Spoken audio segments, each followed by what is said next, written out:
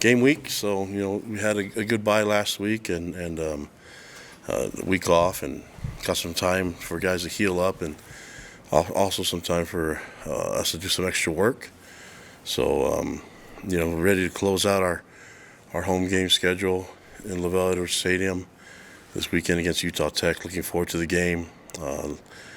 Looking forward to meeting up with players that we recognize and staff that we recognize, and it's gonna be a lot of fun. But also trying to get this game and this win for our outgoing seniors and a few others that are going to be honored, and then we'll see how the game goes. But I feel confident in our preparation, and especially coming off with a bye week, feel good about where we're headed now, and looking forward to competing again. That's the goal.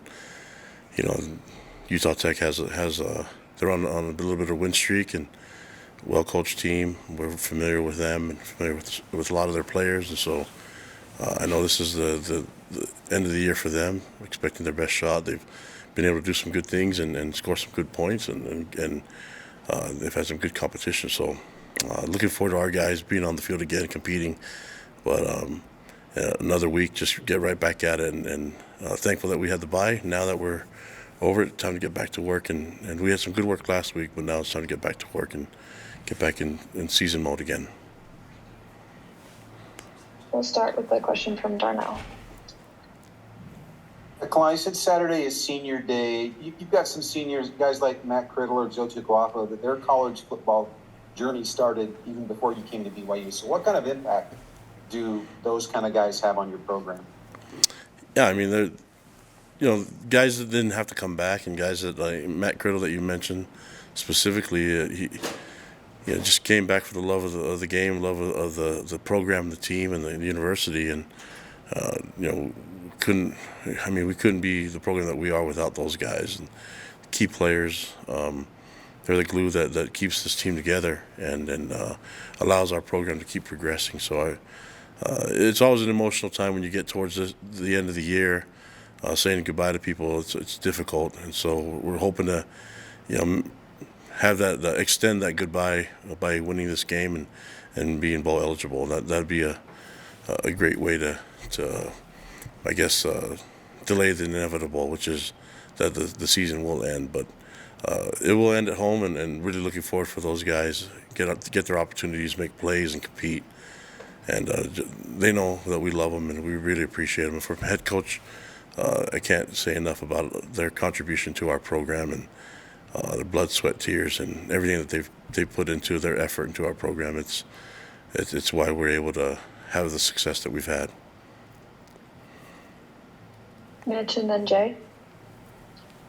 Kalani, after your conversations with players last week that you alluded to with us a week ago, do you have a clear idea of where everyone stands with whether they are coming back or not next season now? No, that's not. There's nothing really set. I mean, we've had conversations, and want to get our guys in front of people that are in the know, because I think they're hearing it from one side. Want to give them opportunity to speak to scouts and NFL personnel, and just get advice from a lot of different areas. And we just have a bunch of guys, because of COVID. We have a bunch of guys that have their degree in the hand and have had it for over a year, and so I think that the decision's got to be theirs, and we can give them all the information, but I will have a more motivated player in the program if this is what they decide to do, if they decide to come back. And I think there's a lot of good reasons to come back, but this is a private decision that they're going to make with their family and their loved ones, and all we can do is give them the feedback and the information on our end. Kalani, of the guys that are for sure leaving, like we've mentioned a few of them, Lopini and Joe Tukwafo and some of those, what is kind of the legacy they leave? How would you describe this class that's departing?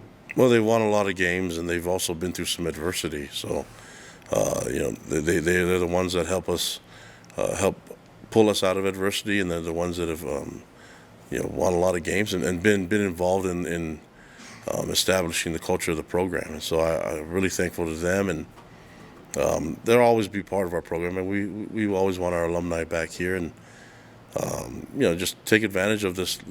I think you get to this point now in the season where you're gonna miss the grind, the practice, it's cold outside, and I think those guys, especially the 13 seniors that are done with their eligibility, I think they're just going to be able to just focus on what they have and what they've accomplished. I think they should be really proud of the things that they've done since they first stepped foot on campus, and be proud of the things the legacy that they're leaving behind. Kevin, then Jake. Hey, Kalani, I was just wondering if Jaron Hall or Puka Nakua will be honored this week, and if you could, and if they are, if you could speak to what their legacy is as well. There's 13 guys that are definitely being honored, and then there's another, I want to say another maybe 15 to 20 that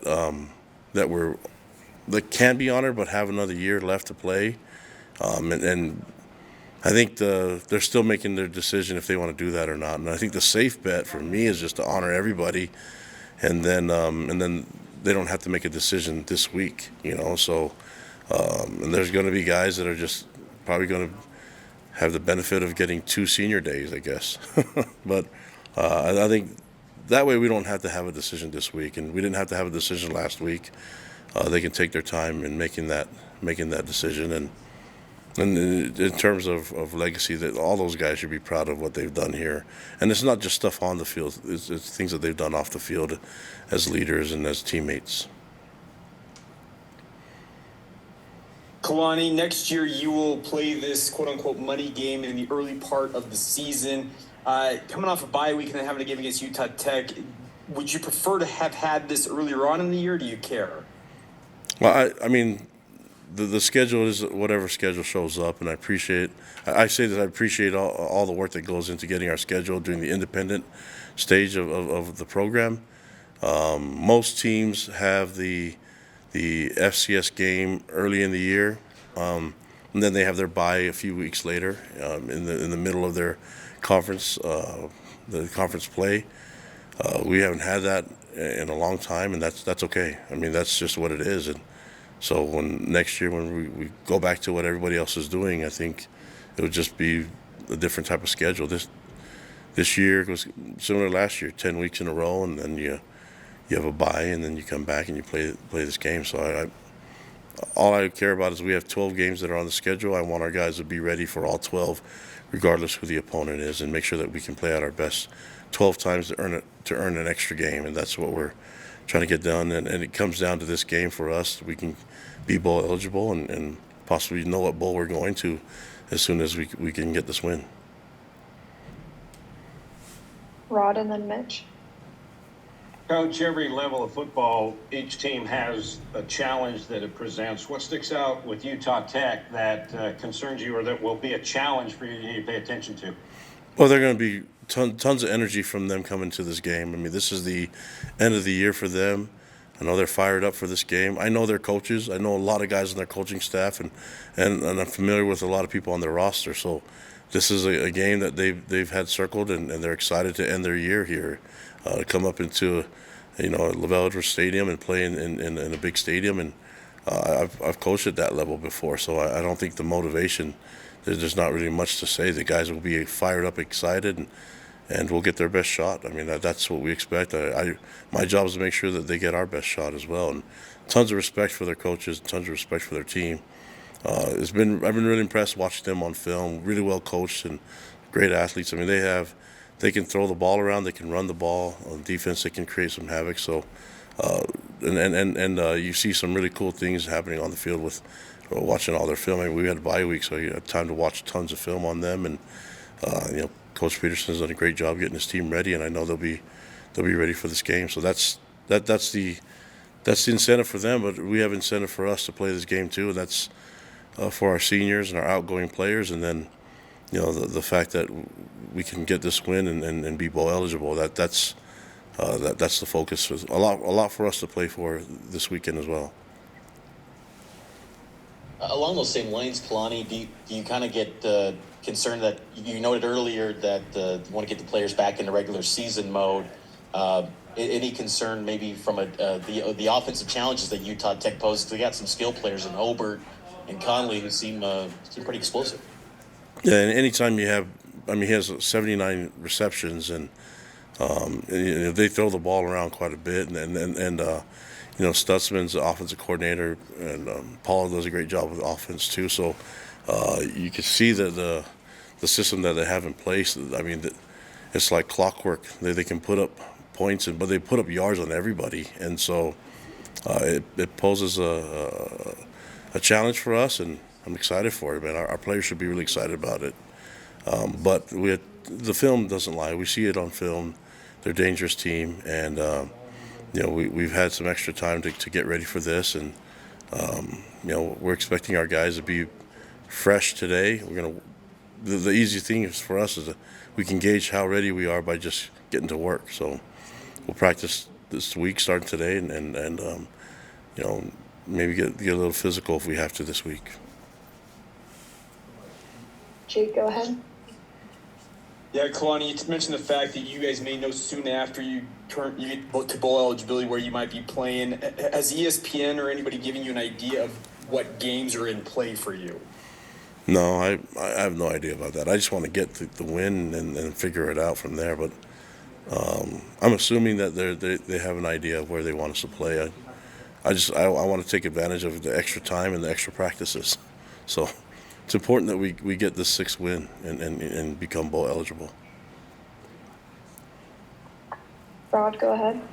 Coach, with the level that you guys are at and an FCS team coming into town, have you had to spend much time in telling your players to not overlook this team and not take this game lightly just because they're in a lower division? No, I mean, we have guys that understand the game of football, and you watch teams play at the FCS level.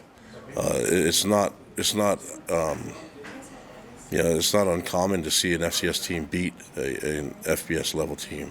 And so we've seen it even on film when we got ready for Utah State, what Weber State did to them. So that happens quite often throughout, and even the close games. So I don't think that's going to be a problem for us. We just have to keep working and play, and then not worry about what everybody else expects. I expect our guys to play their best on Saturday, and that's the focus.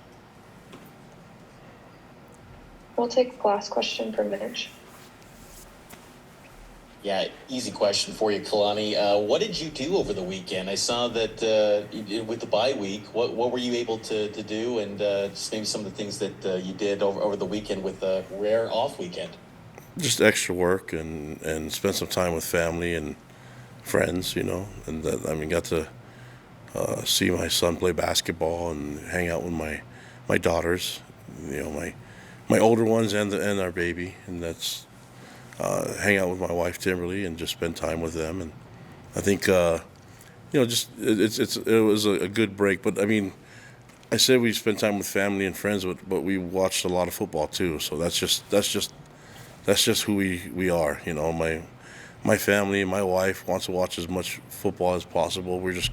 That's just the business. So we're all in it, And so we watched a lot of football, and I try to get the kids to help me, watch Utah Tech film and stuff like that. But then we were able to spend some time together, and I'm always going to eat, so I had to have a pre-Thanksgiving week to prep for next week.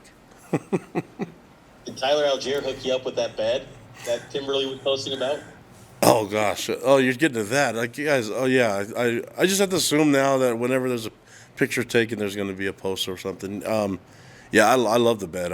It was great. I mean, I have back problems, and so the bed is actually, it's nice. You're talking to a guy that didn't grow up with the finest of beds when I was a child, So I'm always grateful for whatever we can get, and then the technology that's out there nowadays. So if you guys can get out there, I mean, you spend a lot of your life sleeping, so you might as well make sure it's nice and comfortable. It's a good investment. Thanks so much, Coach. I didn't know I would end by talking about beds and get my own NIL deal, I guess. Thanks, guys. Appreciate it. Thanks, Kalani.